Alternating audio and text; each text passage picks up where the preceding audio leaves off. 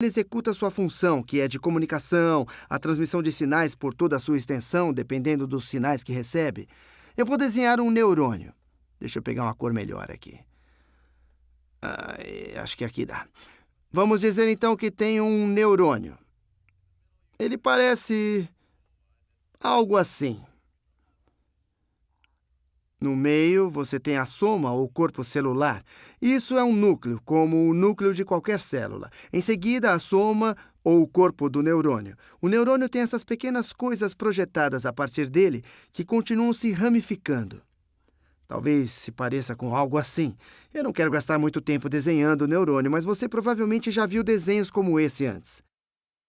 E essas ramificações fora da soma do neurônio, fora de seu corpo, são chamadas dendritos. Dendritos. Podem continuar a separação assim. Eu quero fazer um desenho razoavelmente correto e eu vou gastar um pouco de tempo fazendo isso, né? Então, essas coisas aqui são os dendritos. Eles tendem a receber estímulos nervosos.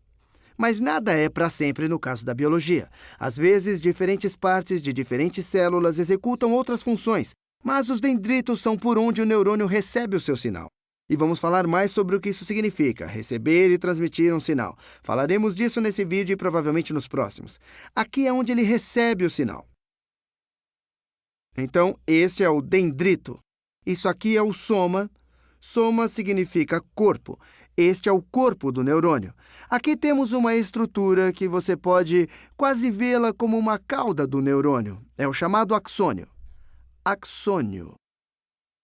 Um neurônio pode ser uma célula de tamanho normal, embora tenha um enorme alcance, pois os axônios podem ser muito longos.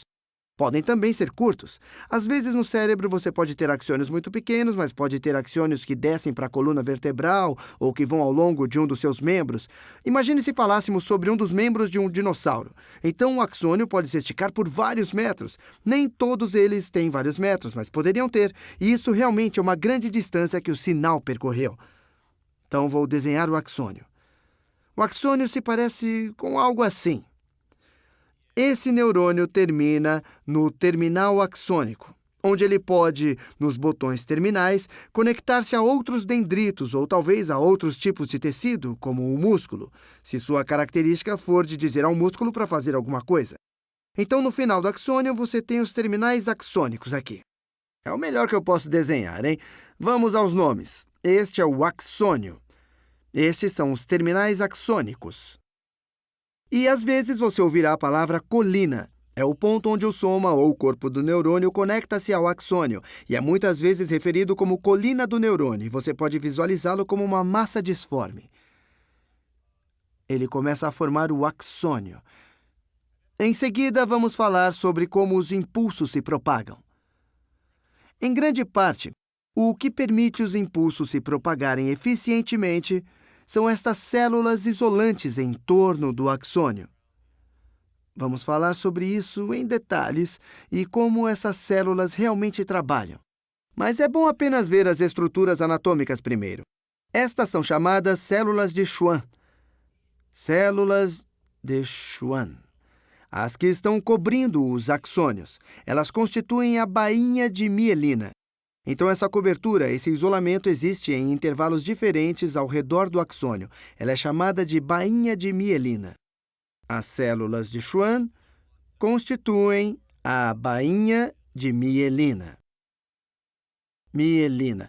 Em seguida, estes pequenos espaços entre a bainha de mielina são os... Só para sabermos toda a terminologia anatômica do neurônio, são chamados de nódulos de Ranvier. Nódulos de Ranvier. Eu acho que eles foram chamados assim depois do Ranvier. Talvez ele fosse o cara que olhou e viu que havia estas pequenas fendas aqui onde não há bainha de mielina. A ideia geral, como eu já disse, é que você recebe um sinal aqui. Vamos falar mais sobre o que o sinal significa.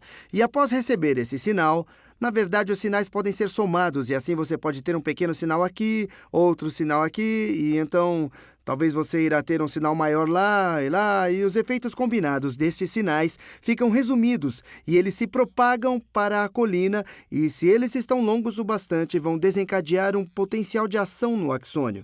que irá causar a propagação do sinal até o equilíbrio do axônio. E então aqui ele pode ser conectado por meio de sinapses para outros dendritos ou músculos. E vamos falar mais sobre sinapses e aquelas que ajudam a desencadear outras coisas. Você vai dizer, o que está desencadeando essas coisas aqui?